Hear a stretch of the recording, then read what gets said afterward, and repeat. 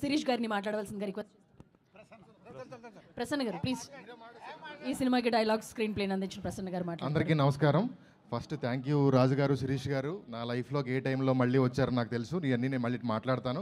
And ఇక్కడికి especially ఒక బ్యాండోడ్ cinema తీస్తే హైదరాబాద్లో ఉన్న బ్యాండోళ్ళు అందరూ కలిసి ఇక్కడికి వచ్చి అతనికి సపోర్ట్ చేసినందుకు బ్యాండ్ కమ్యూనిటీ మొత్తానికి thank you so much.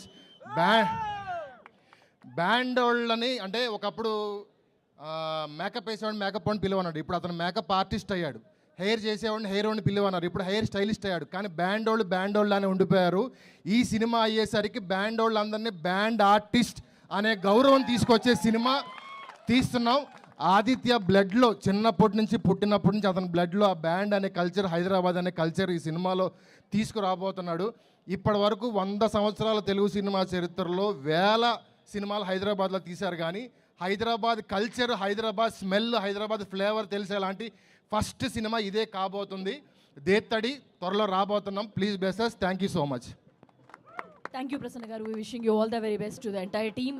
Thank you so much. మీరందరూ కూడా ఇంత వర్షంలో నిలబడి మా అందరి కోసం వచ్చినందుకు థ్యాంక్ యూ. And join